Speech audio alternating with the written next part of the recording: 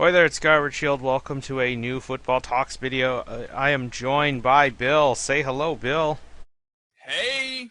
Alright, I've had a couple mock drafts go up, but let's get a podcast going to talk about the pre-draft hype as well as some of the free agency news. And obviously, we have to start with the biggest change because at the beginning of the year, we had the whole San Diego Chargers becoming the LA Chargers. But no, it's not enough publicity for the NFL because now the Raiders are definitely moving to Las Vegas within either 2019 or 2020. So get ready for the 2-year funeral for the Oakland Raiders, and it's apparently supposed to be a party. I mean, they're all wearing all black, so I guess they're dressed for the occasion, but Yeah, it's a funeral in Oakland. It is a sad situation for those poor fans in Oakland. yep. Although here's a fun joke.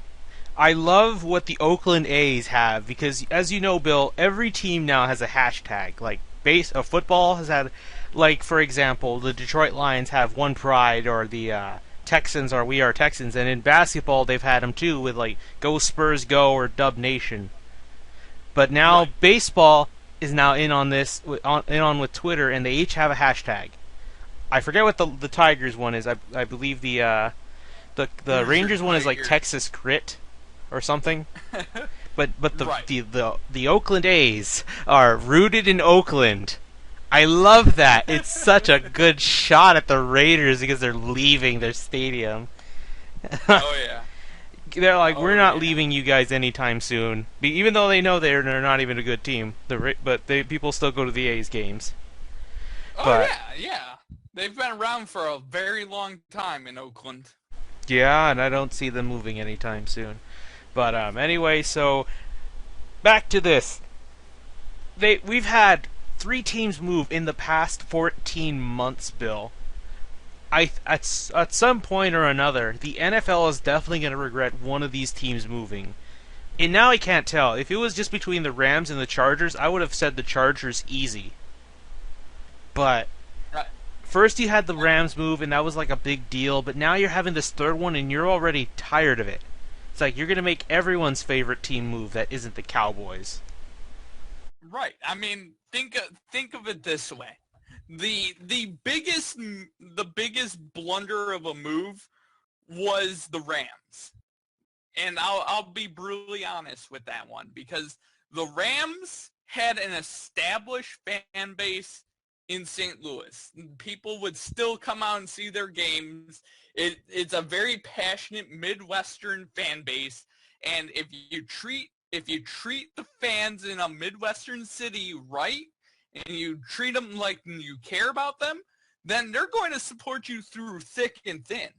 If you treat them badly like they did, the Rams are forever dead in their eyes.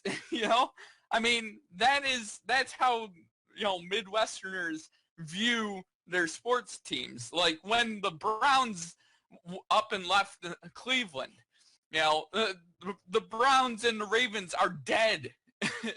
The Ravens franchise is considered the traitor and the evil empire, and they hate them. It's also worse because I think this is perfect to what I was saying to you before we started.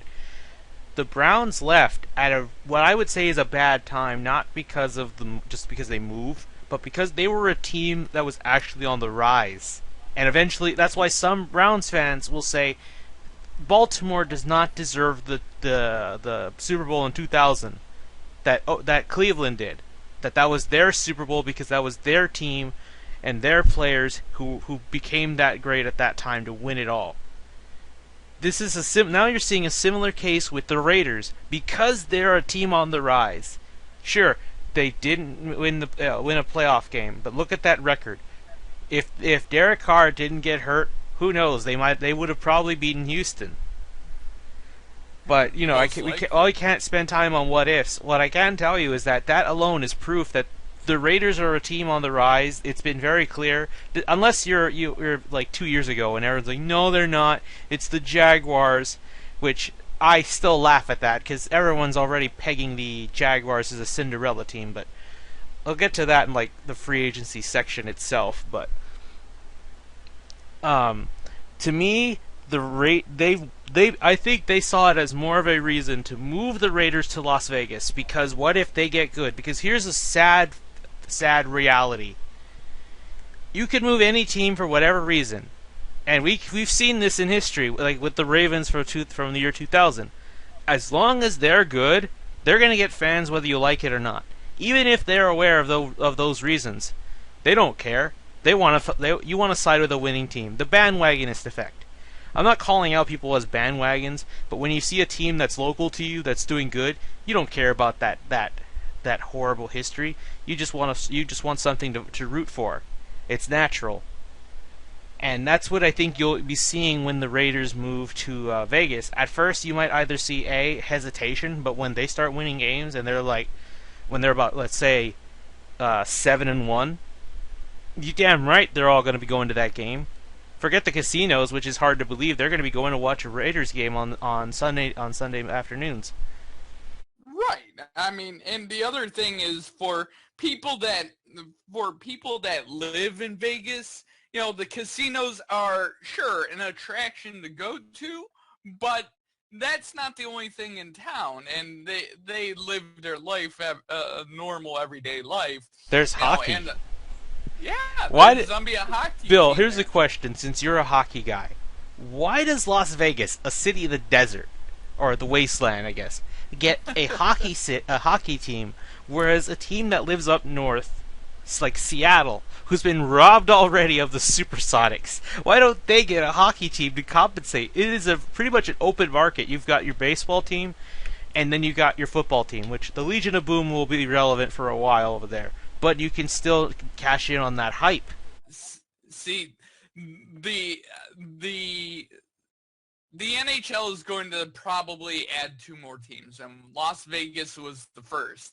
The second one is probably going to be in the Pacific Northwest somewhere. And so Seattle's a candidate. Oh yeah, Seattle's definitely a candidate.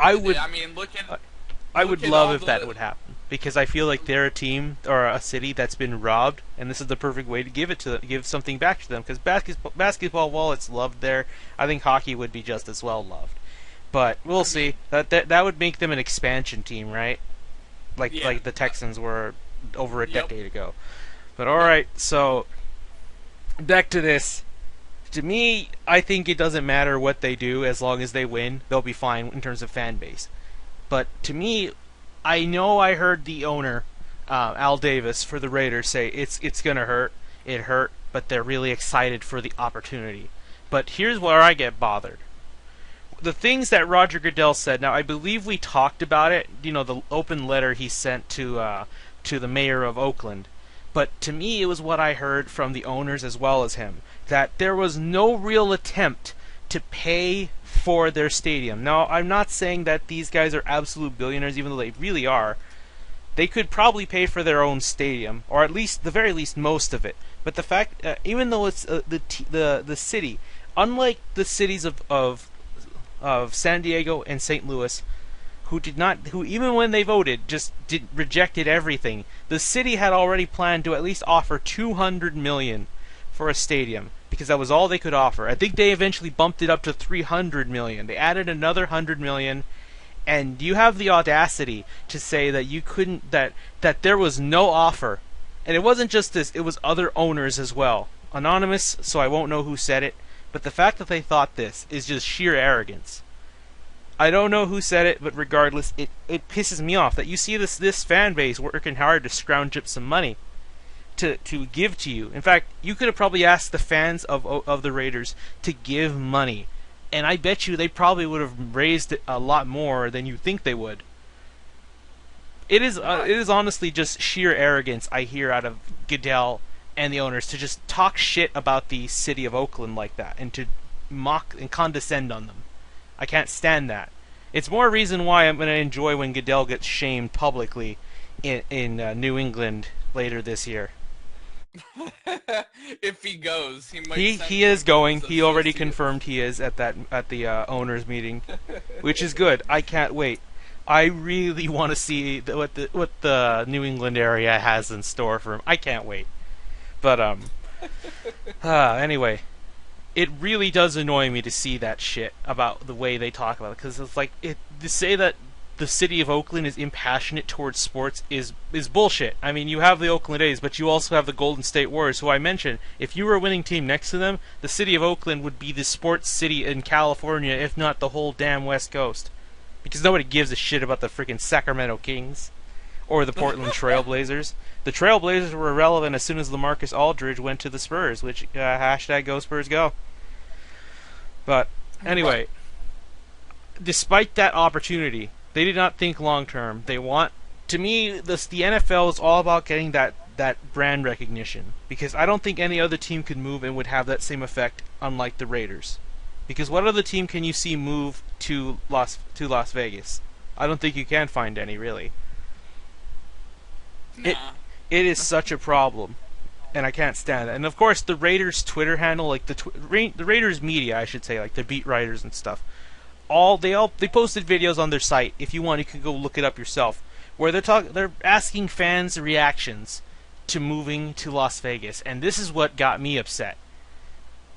The speakers of the Oakland Raiders, basically. I'm not talking the players. But they're just showing off all these positive reactions, like, I'm so excited for them to move to Las Vegas. I'll be a fan no matter where they go. Which, yes, they're going to be fans like that. And to those fans, if they're honestly happy, good for them.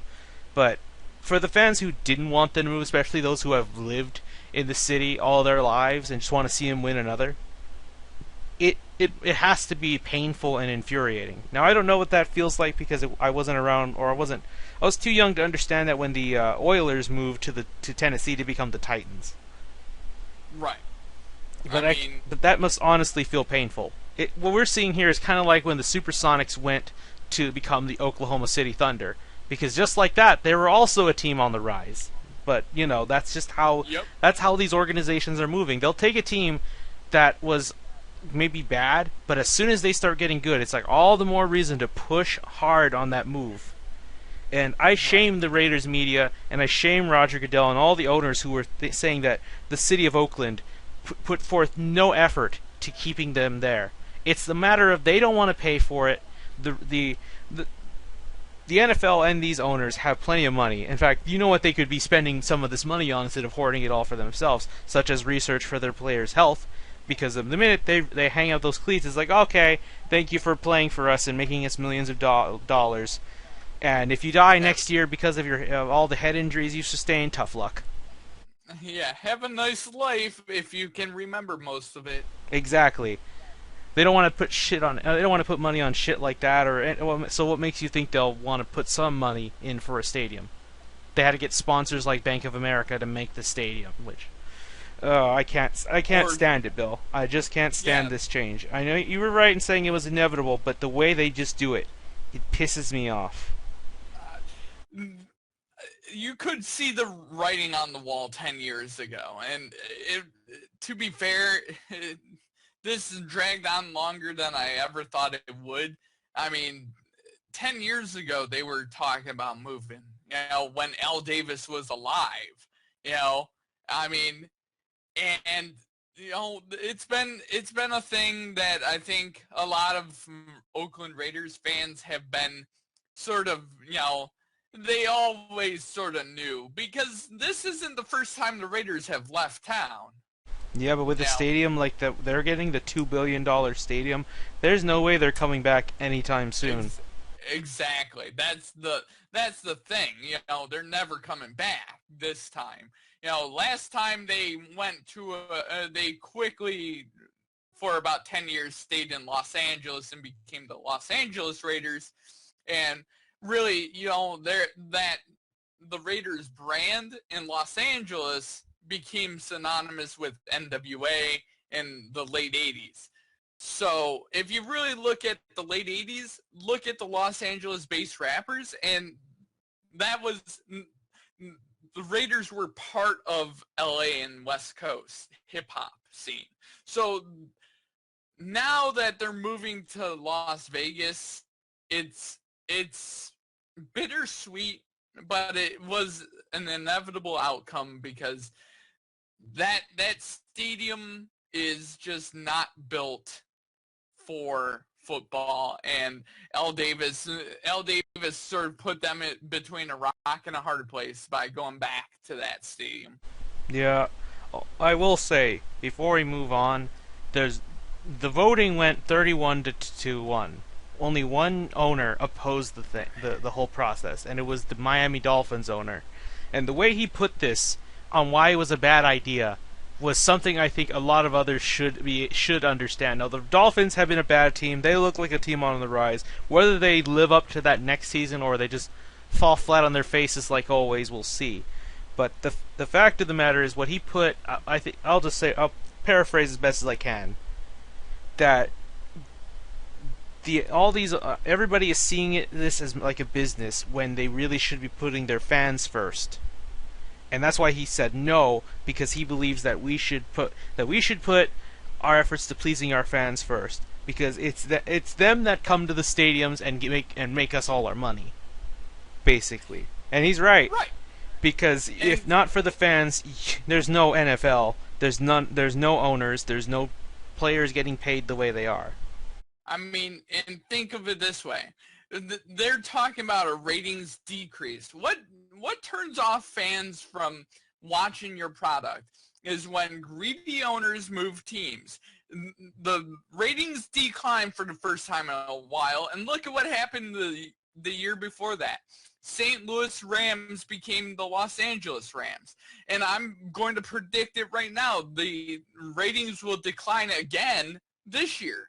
And for the simple fact that teams are not showing any loyalty to their fan bases. And they look at the fan base as a giant money symbol. That is basically all you are. You're $500 for tickets, popcorn, and merchandise, and there you are. That's what you are. You're a statistic and a number rather than a valued part of the community and the valued member of the sporting culture and landscape of the city. That is a very negative thing to have happen. If you look at the leagues that are starting to see numbers increase, like the NBA, they've been very, very inclusive, and they haven't let their teams move in a little while. And now they're starting to see numbers increase. Same with Major League Baseball. Their numbers are increasing. No team has moved in 10 plus years. Yeah, and then you're also seeing other teams have their own Cinderella stories, like the Cubs. But I also was going to say, from what the Dolphins owner had pointed out, was that he'll never move from this place because the city of Miami he thinks is just rocking, which I think I am quoting him there technically, which he basically says, I love this city so much I wouldn't want to move even if I was told to, because he loves their fans. And I'm glad he sees it that way. Now, I'm not saying all other 31 owners are just, they're seeing everything in the money first. I know there had to have been some that probably just put yes because it was going to go through anyway. Like, let's say there were 5 owners who want to put no, but it's like, okay, it's just us 5 against the rest of them. They've already got the majority. It's over. Just put yes and be done. But the fact that the Dolphins owner still put no despite all the other ones putting yes and not caring, I give him credit for that. Right. But of course, there were definite other influences like Jerry Jones, who thinks he can make a splash. Which, again, unless you're the Cowboys, your ratings are always on the risk of dropping. Because if you're the Cowboys, people watch you to see because they're bandwagoning onto you, or they want to see you fail. Which I guess if you're at that point in your career or your life as a franchise, you're doing something right. Right. Because that's how the Warriors, the Cavs, and the Spurs are right now. And I'll be brutally honest, and this is how I'm gonna leave it. Everyone that's making a big deal about the players living in Las Vegas, I mean, legitimately, what about all the players that are living in LA? You know, LA is a giant distraction itself. The players that are playing in Phoenix, that's a 3-hour drive from Las Vegas. It's not like it's that far from Vegas to get to Phoenix in the Arizona Honestly, I would think Cardinals. it's more so weird for the visiting teams, especially if you're like an NFC team. Who knows when you'll be going back to Las Vegas on a business trip? Right. I mean, but overall, I just feel like, you know, that's a non-issue, to be fair. There were some rule changes. I don't know if you've heard, Bill, but now it looks like all the decisions for challenges and Thank they're all coming from New York now. Yeah. Well, no, all the decisions based off of challenges are coming from New York. To me, the problem is how are they going to keep up with that on like a normal day, like on a Sunday? They're done do the Major League Baseball thing. Dean Blandino can't review 8 if they're going on at once, which the odds of that are very low, but you see what I mean. Because the point of Yeah. this is to speed up the process. So, Well, they're gonna have a specific team designed to watch a specific game, and they're gonna have make sure that each one has a different phone line to get in touch with them. So it's that they're just doing the Major League Baseball system. It will speed it up. which they Oh should have been yeah. doing years ago. Also, Oh yeah. they're also trying to cut back on commercial breaks. From what I've heard, as soon as you kick that extra point and it's good or whatever, you have 40 seconds for your special teams to get on there and get the ball ready to kick. Which I mean, I think that's a good idea. I don't know if it passed or not. I want to say it did. I would have to look into that. it, But it better have passed to because me, really well, finish what you're saying, Bill. there was no reason to, oh well, we're gonna go to commercial break after the touchdown scored. Then they kick it off and then, oh, it's time for commercial break. That breaks up the flow of the game for one, and it causes people to not get interested. That'll raise the ratings for games. Yeah, well, here's what if you just cut it down to one, like say you get that extra point and then you go to the kickoff and then kick it off and whenever it stops there's your break. I think that's fine because to me, if you score, I think that's the perfect time for a break. But if I would think it's fine with just one break, personally. I would say after a kickoff, you should just go immediately into offense. Not in between the score and then the kickoff is the You know commercial why break. that won't happen? It's because of the TV ratings. It's because of the TV guys. Like, here's one suggestion. I think this would be interesting. Okay, to cut off on TV commercials, what if you just added it? Like, say, make halftime 2 minutes longer. I'm okay with that personally because it's halftime. It does feel like a lot of time goes by, but you know what? If it takes out, I'd rather have all these commercials in one big bulk that I could just either skip through or just wait it out and come back to a game with less breaks. I'm fine with that. I'd rather Right. take a longer bulk of it than just keep up with this constant interference. Do you get what I mean? Uh, yeah, I mean, legit. Every time they can call a timeout, there's a commercial. Every time there's an injury, it goes to commercial. Every time that there's a break in the action for too long, it goes to commercial. That is what's killing the NFL. It's got so many commercial breaks that legitimately you are watching more commercials than the actual product on the field. That is a problem. Baseball is a longer game, and yet it has lesser breaks than football does, which is surprising. Which because technically Right. there's about a minimal 18 to 20 times they got to take a break. Assuming in between the innings and stuff. Right. And pitching changes. But how many pitching changes occur in a normal game, and how long is each inning? I mean, if everything goes well, there's 17 freaking breaks that you have to go through, commercial breaks. You add on maybe a pitching change or two, there's 19. Every time you score a touchdown, break. And then you go after a kickoff, a break. So if a team scores 7 touchdowns, that's 7 breaks, and then 7 kickoffs, and that's 14 breaks right there. Yeah, and that's not counting quarter breaks, halftime break, Yep. and such. Timeouts. Yep, 2 minute warning. But I mean, I hope that they Exactly. make this all flow faster because that's what needs to be changed first.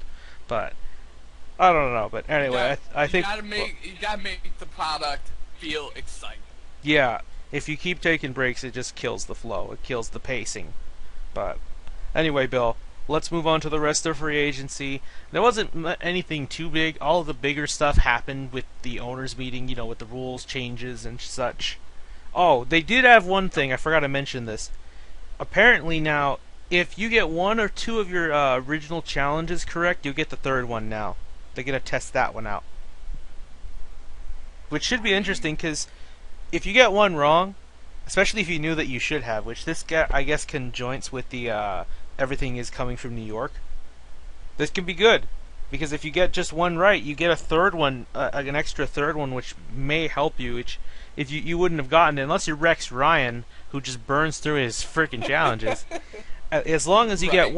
get one back. I think that's a lot better than having to get two right because I think the fact that you have to get that other one right to get your other challenge is very pressuring, which might make some coaches say fuck it and just hold on to it because if you lose it, you're screwed. But if you just get one right, you're gonna get that other one back, so it has a little.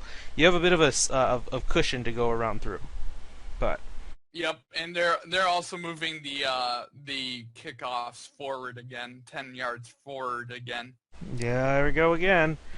All right, Bill. Let's get moving to the free agency stuff. We're talking winners and losers. I've got plenty of winners. I've got a few losers. I think Bill, you could say the same. All right, Bill. We'll start off with you. Give me a winner. All right, so I'm going to sound like I'm from Detroit because I am. One of my winners is the Detroit Lions. They addressed major needs in a lot of different areas. The only area that they didn't really address, which I think that they're going to address in the draft, is corner, but they addressed their offensive line to protect Matthew Stafford. They're in contract talks with Matthew Stafford. They are getting stout on the lines, both sides.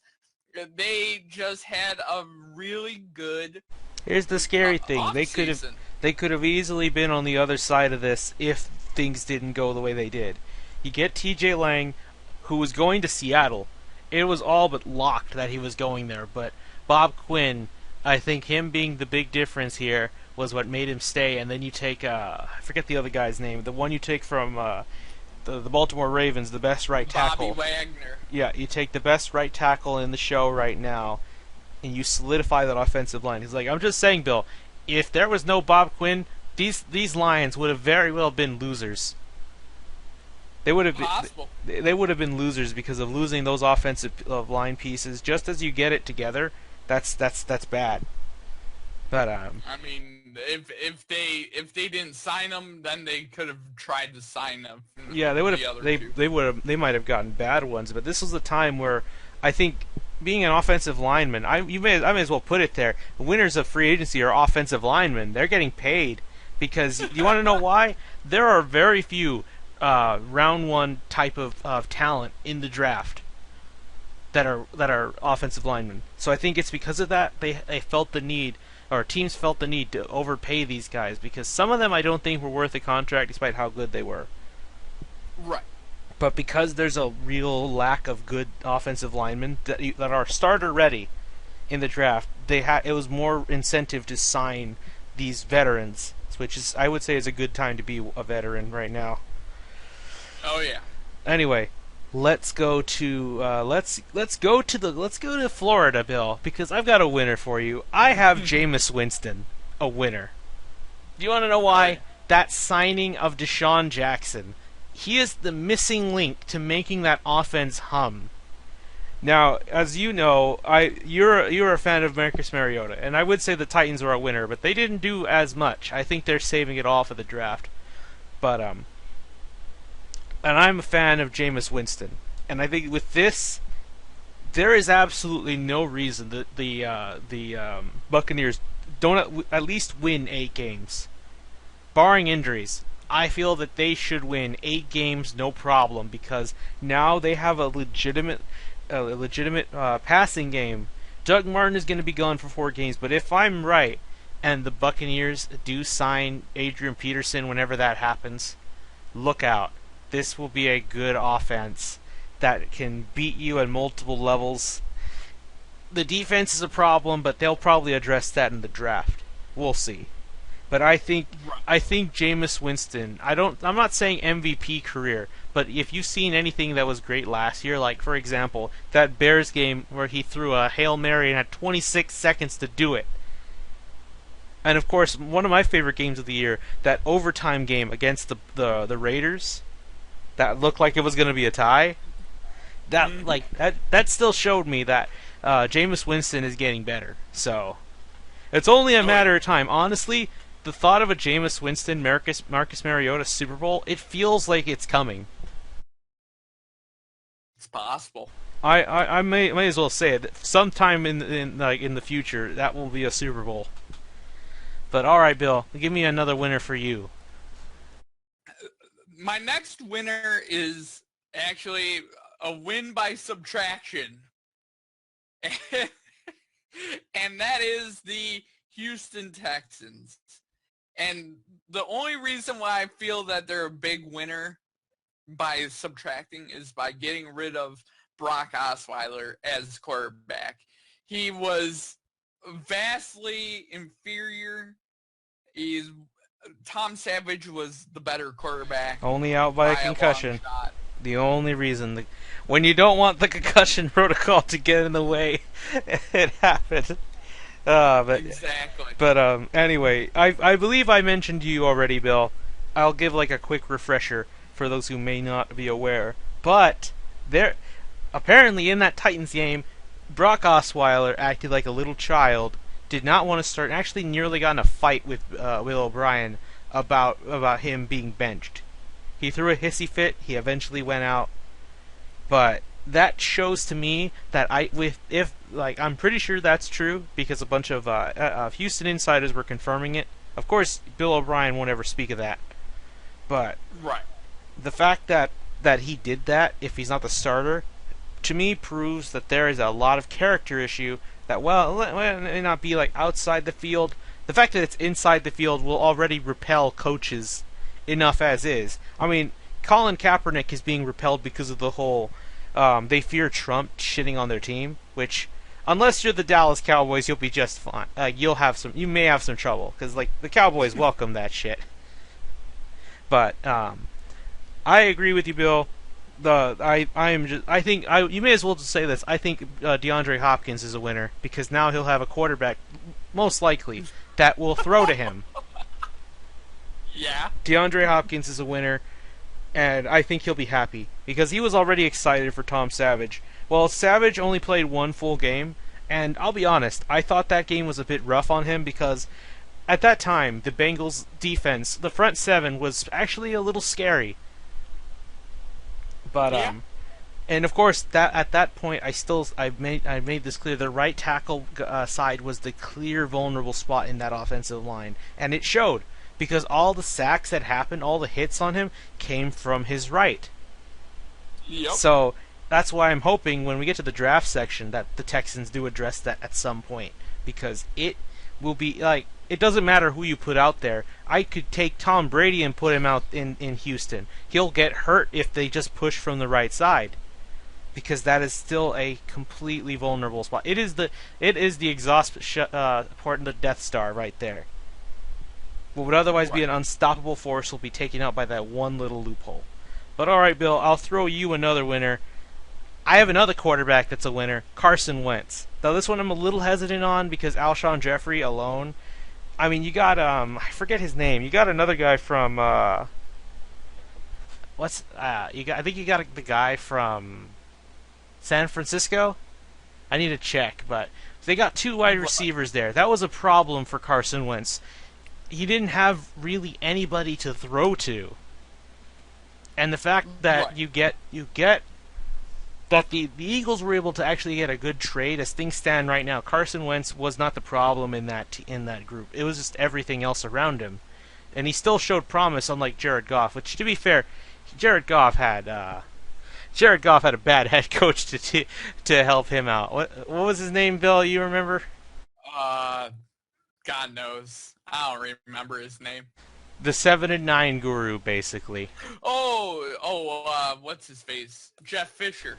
Yep, Jeff Fisher. You want to go 7-9, 9-7? He is your man. He is the one you want to have there. Yeah.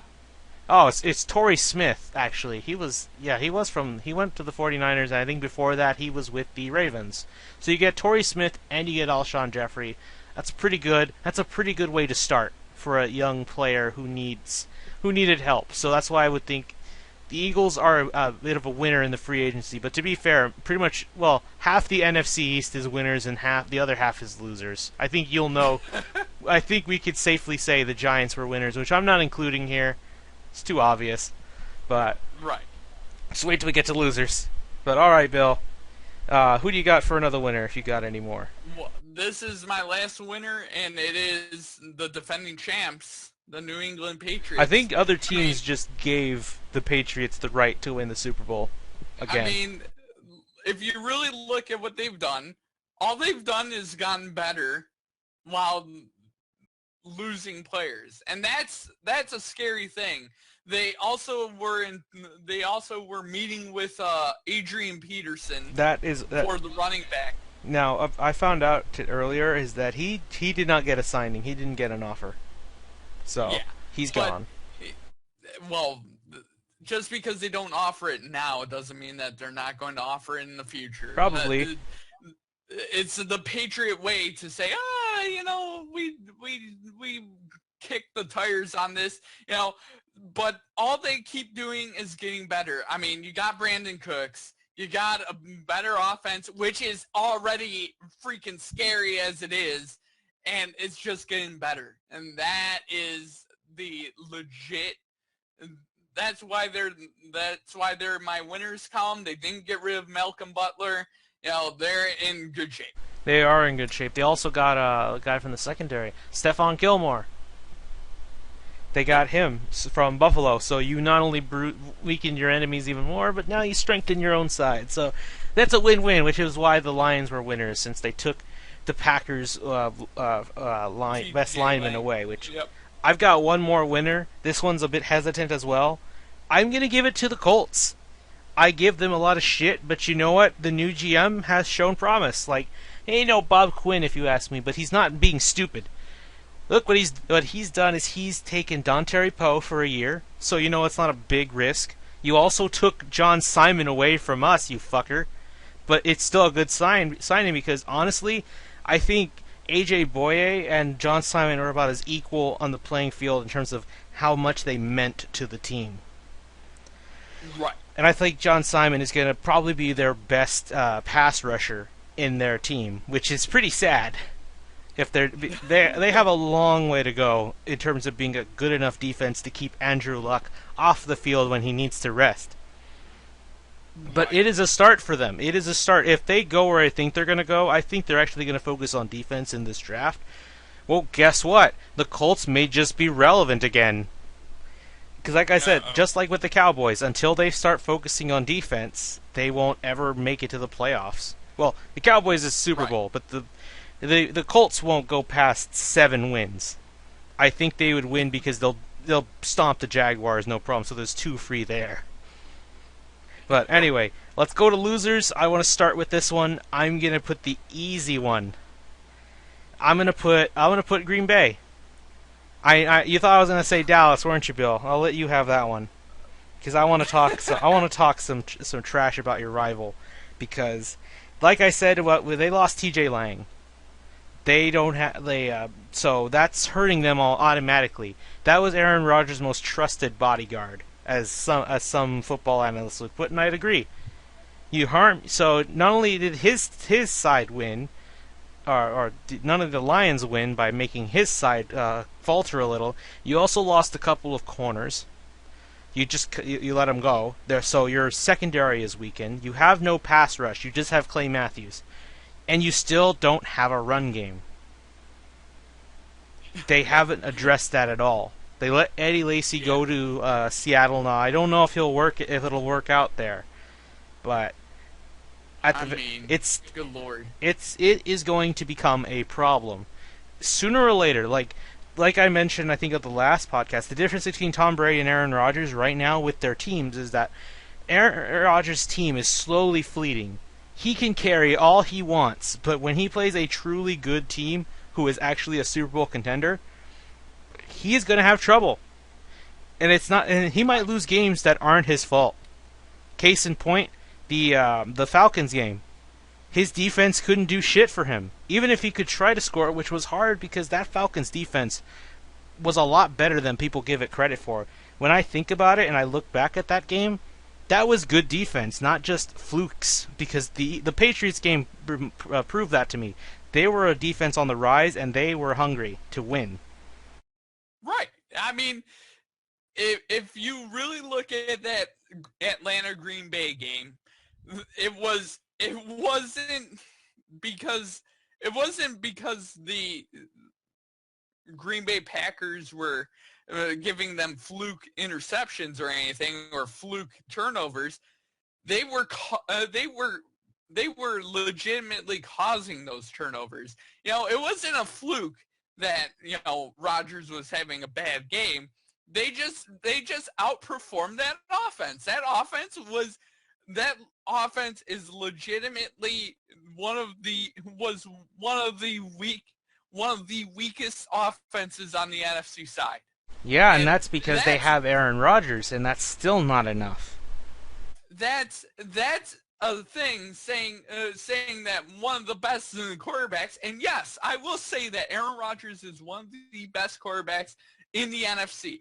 But you can have the best quarterback on the NFC, and if you don't put anything around him and you don't have a defense, you're not going anywhere. We are past the Peyton Manning 2000, the Peyton Manning Drew Brees era, where all you needed was a high octane offense, and that's all you needed to win a Super Bowl.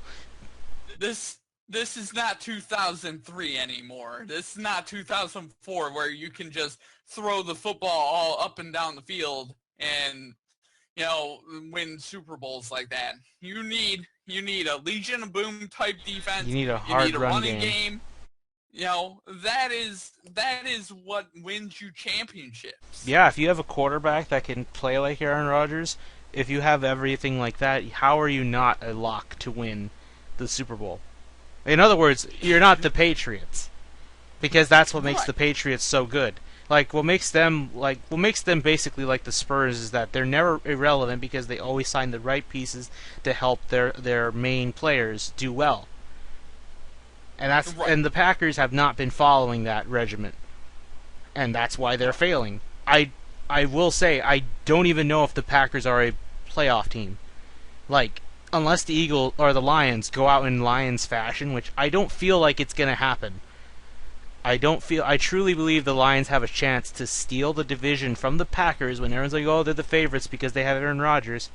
I feel like their whole dependence on Aaron Rodgers is finally going to come back to bite them in the ass. Right. I mean, Houston took one of my losers as well. I mean, Green Bay was Hey, one of my you got losers as you got well. the Texans as one of my winners for me, so I guess it's all even. I'm letting you take Dallas or lead off with No, Dallas, no. so go ahead. But I totally agree with everything you said. And I totally support everything that you said because Green Bay is struggling, and I feel like they've went backwards. They have a long way to go. All right, Bill, throw me a loser. So here we go. We're going to agree on this. Obviously, one of the big losers of this off season has been the Dallas Cowboys.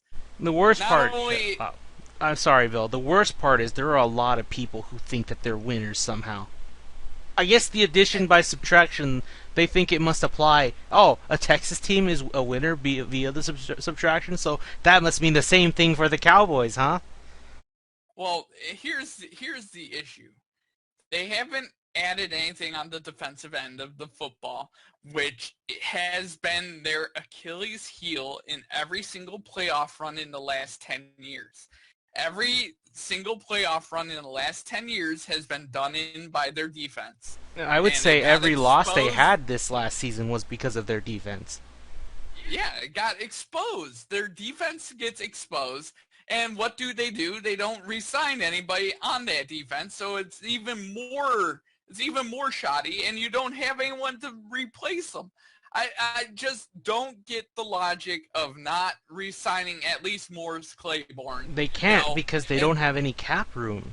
That's why they want to they, trade Romo, because if you take that 16 million to some other team, then you could re-sign Morris Claiborne. You see the the problem? That oh yeah, overspending, remember the Jerry Jones overspends on his players. He overpays his players. This is the downside. That would catch up to you no matter how many times the cap increases for you. It's still gonna it's a process that will eventually come back to haunt you. right. And every player knows that the cap is going to go up. That's the thing. So the agents structure the contracts in such a way that it goes up as the cap goes up.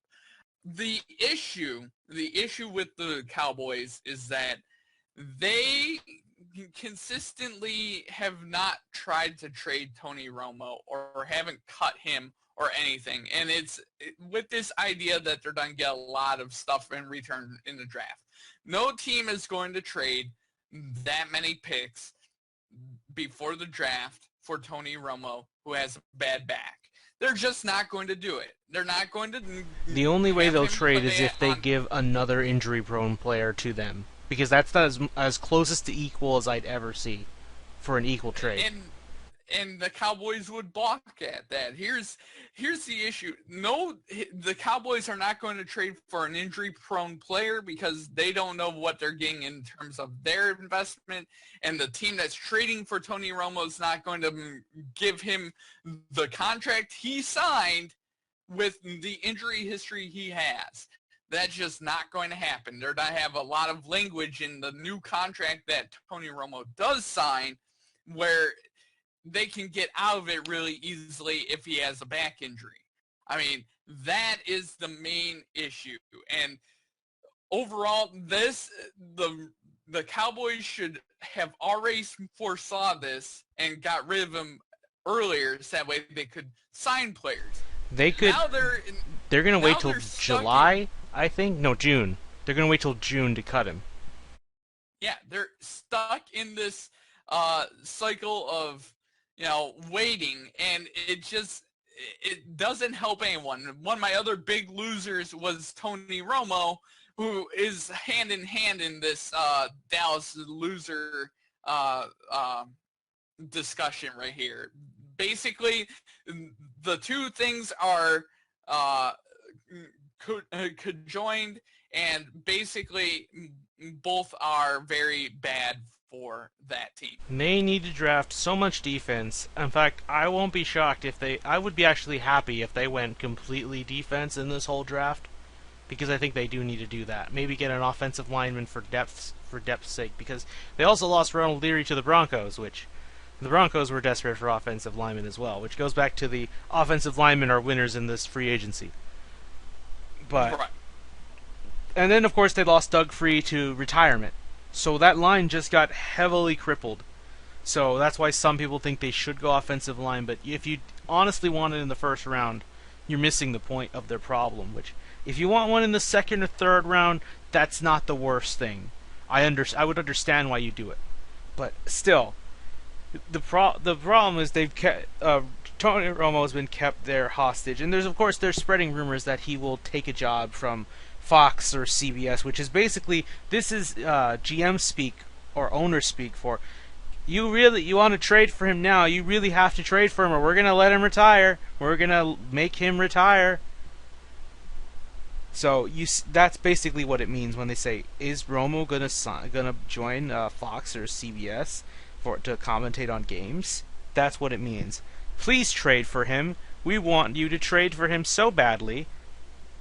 But all right, Bill, I'm gonna throw a loser out there. The Jets. Just endure the suffering, or as I think we should start calling it, just end the suffering, because the Jets have no quarterback. They let Brandon Marshall go to. Well, I wouldn't say across the ocean or whatever. I guess you could say he went. I mean, they still play in the same stadium, so I guess he went to the other locker room. I don't know how you put it. He just went to the Giants, where Eli Manning. Right. Well, you have Odell Beckham and Sterling Shepard, but it's all on Eli Manning. I mean, you could have just saw that last year. Maybe it's like, oh, he had an off year. Maybe he had an injury he never spoke of to us. Or it could be an early gradual decline for him, which it won't surprise me if the Giants go like Mitchell Trubisky in the first round. In fact, I actually had a fun fact, Bill, on my second mock draft, which it'll be up before this goes up. I had the Giants trade for the Lions and give up another pick, like a late round pick, to take Mitchell Trubisky.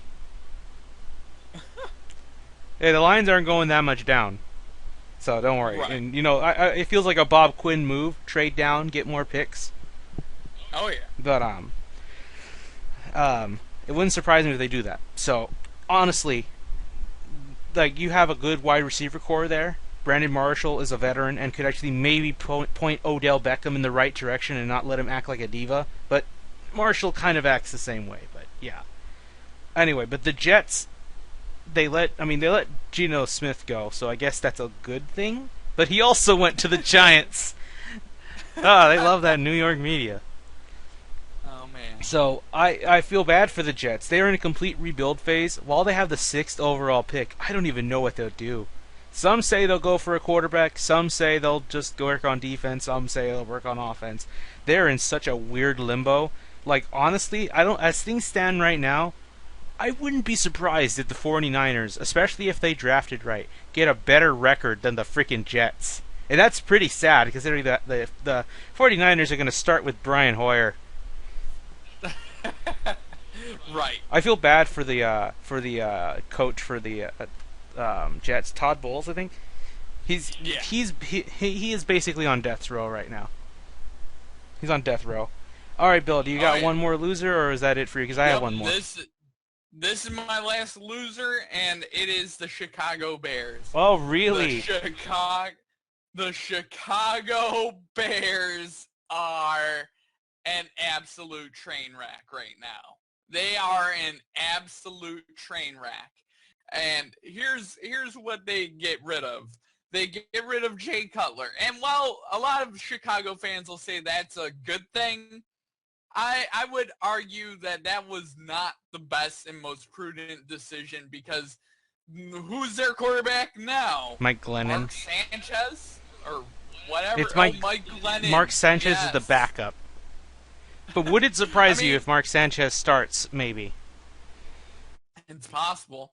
I mean, they lose Alshon Jeffrey. They don't have Martellus Bennett anymore. The only thing that they have is Jordan Howard. That is legit all they have. They only have that and some good linebackers. That's it. They have some good linebackers, but their defense in the secondary is poor. They didn't do anything to address it. They are a legit 2-14 team waiting to happen. Yeah, it wouldn't surprise me if they have a first round pick in the draft. But like I said, I think the Jets will somehow stink worse. I mean, and it's a sad day for the monsters of the Midway, but it's been coming for a while now. The Bears are a bad team for a while now, and they're going to be bad for a little while longer. Yep, last loser for me, which nobody's realizing this, but I'm just going to put it out there. I think the Bengals are irrelevant now. Like, look, you have A.J. Green, you have Andy Dalton. Good players, yes. But look what they've lost.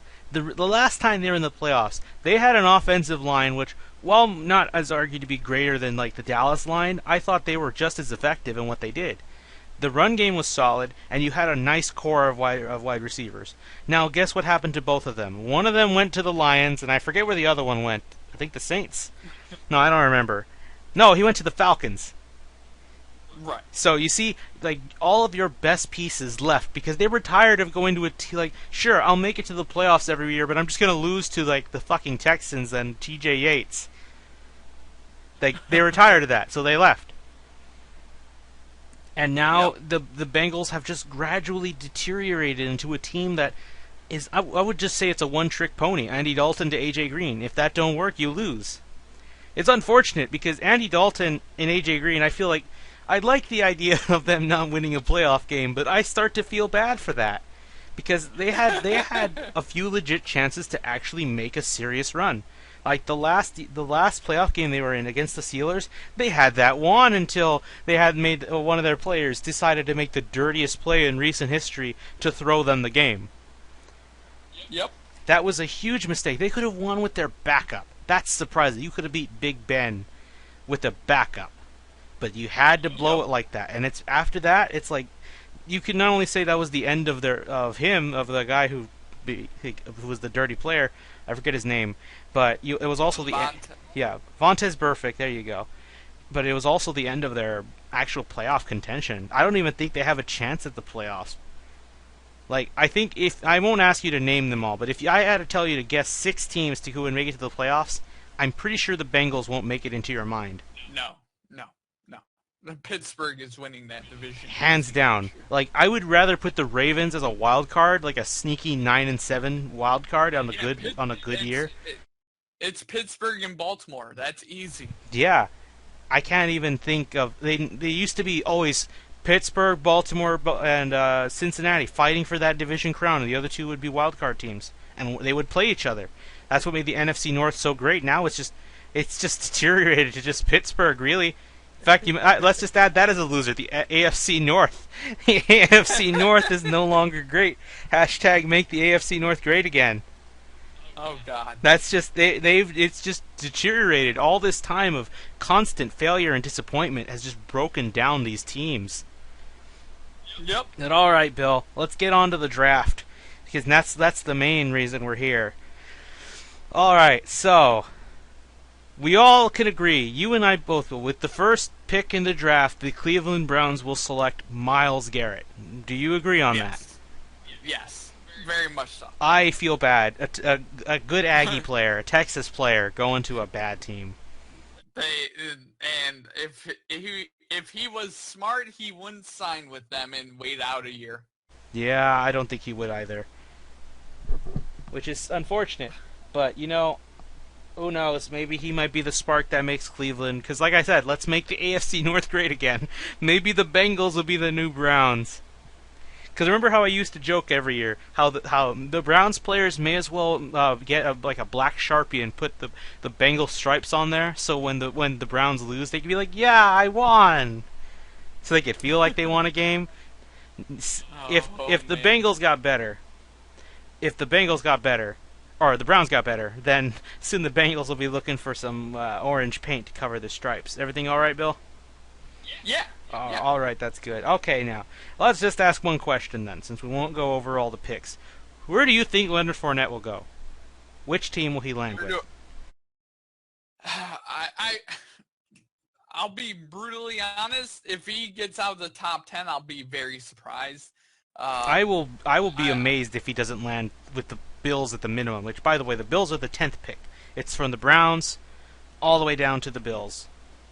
I would say Buffalo would be probably maybe the smart choice because they really do need another running back. I feel like they would really. But need here's the question, Bill: Would the Jets, Panthers, 49ers, and Jaguars, did not any of the other teams seem likely to want him as well? That's in no particular order, by the way. See, I could see a way that someone would draft him. It just depends how much those teams value a running back over other pressing needs that they have. Yeah, well, I would think, especially those who are lacking in offense, will consider this because the best wide receiver, Mike Williams, I don't even think he's worthy of a top 10 draft choice, if you ask me. So if you want someone like that, how about you just trade down a little bit? But that's all. That's what I would think. So you don't have a team in mind. You're going to go with Buffalo. I'm going Buffalo. I've got 2 suggestions. I've got I think the Jaguars are going to take him. Chris Ivory's not going to do anything. Chris Ivory is almost like a fullback at this point because he doesn't feel like a running back. So I feel like the Jaguars will focus on their offense and take him. But if not, I had a mock draft once, my first one, that the Bears, who are number 3, will trade with the Panthers at number 8, and they will give up Jonathan Stewart and a late round pick to the Bears to go to number 3 and take Leonard Fournette. Now, Bill, you thought this was weird. I'll explain why the Bears will be happy with this, because you got Jordan Howard, and let's be real, you can't win with the passing game at all because it is just bad. There is no Alshon Jeffrey. There's nothing. You have Kevin White, who's I feel like he'll just hurt himself before he actually starts a game. But if you could just get a good run group, a good core of running backs, you could at the very least mask that, because your defense, I would say, is somewhat reliable. I don't know if it'll come through in the clutch, but at the very least, it won't be as bad as like the Cowboys, where you could say our defense was the reason we lost.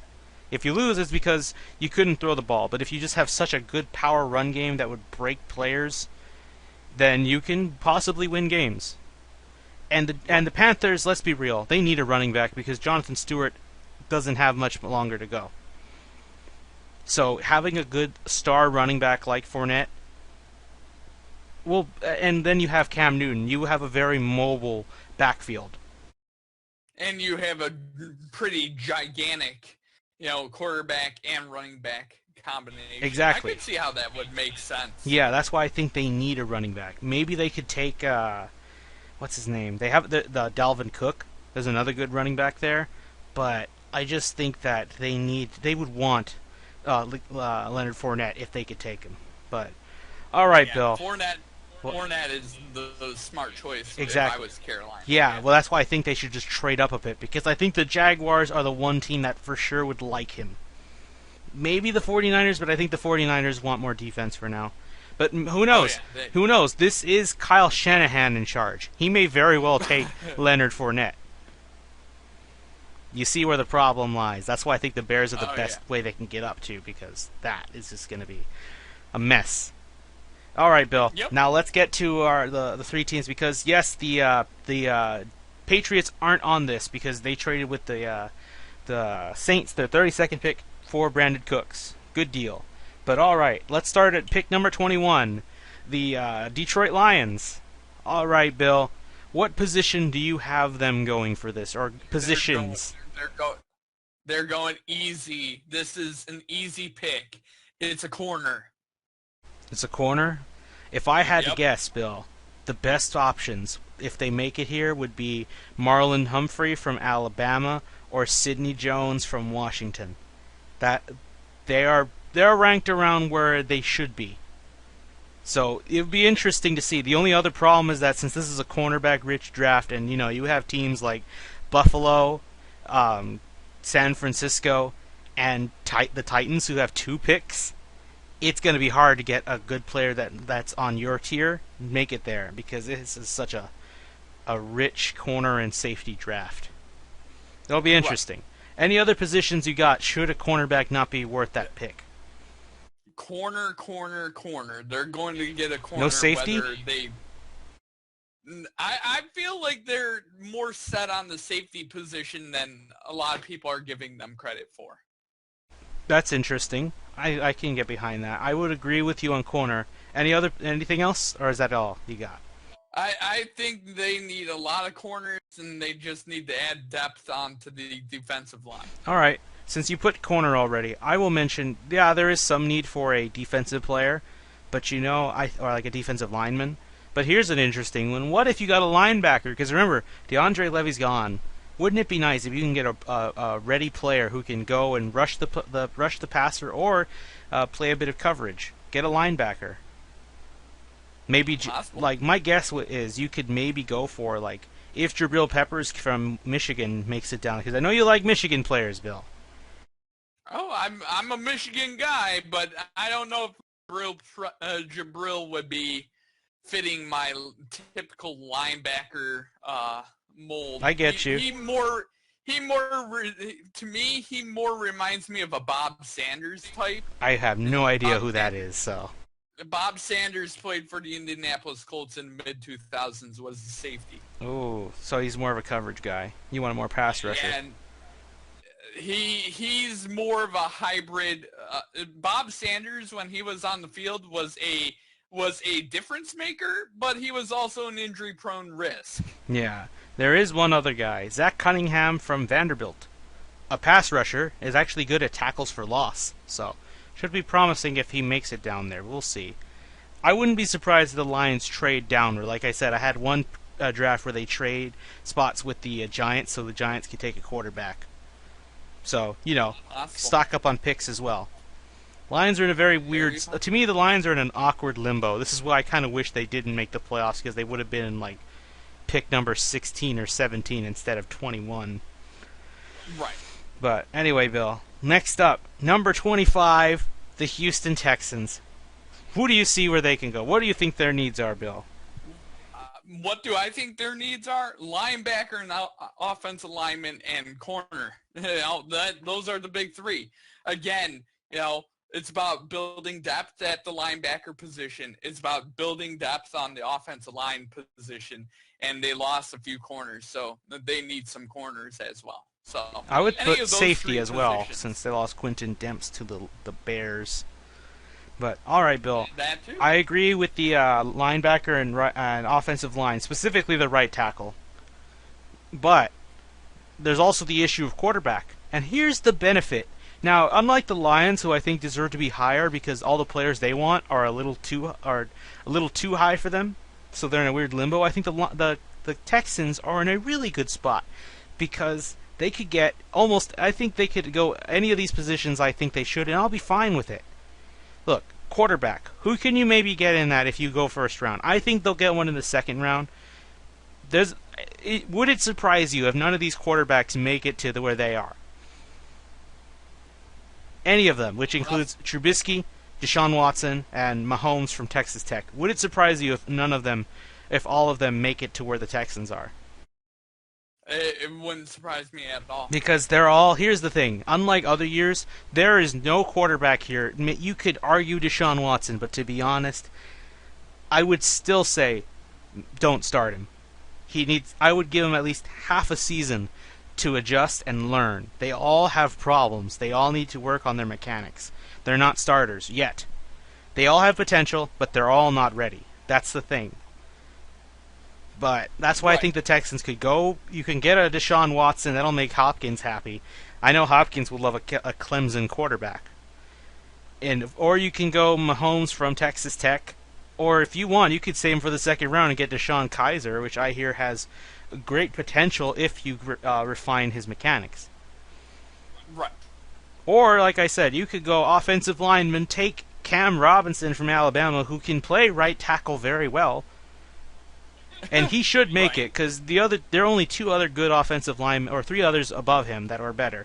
Garrett Bowles from Utah, Ryan Ramczyk, I think that's how you say his name, from Wisconsin, and Forrest Lamp from Western Kentucky. You have plenty of opportunities to get a good offensive lineman. Or here's a fun one, Bill.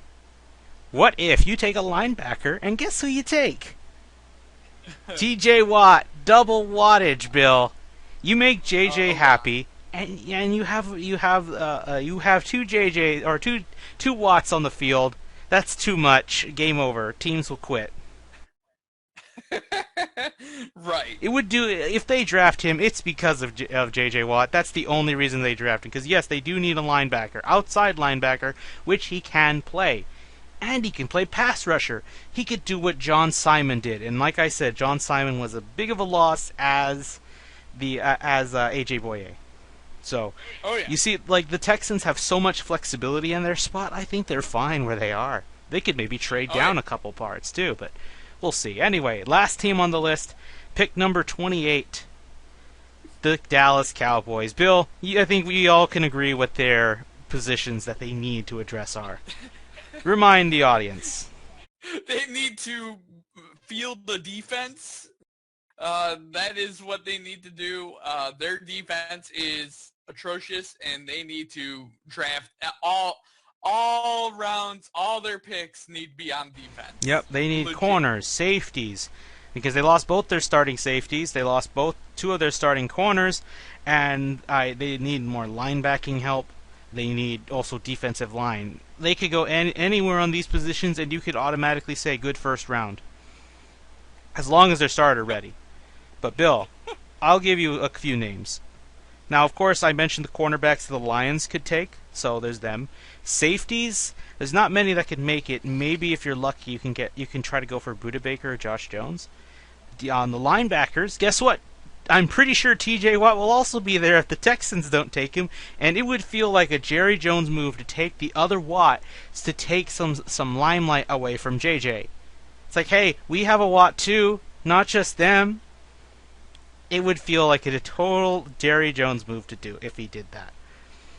But honestly, they could go anywhere. I think they can go anywhere defense. There's too many players to think of, so I will spare everyone the effort. Feel free to look at those, or look at my mock draft so you want to see some. There's a good plug-in. But all right, Bill. I think the draft should be interesting. Will we be recording like a week after the draft? Yeah. All right then. That's good to hear. Well then, I assume you don't have anything else to add, Bill. So I think we'll call it quits here. Next on the next podcast, we will talk about how the draft went, if there were any shockers and all that stuff. So yeah, we'll see you guys then.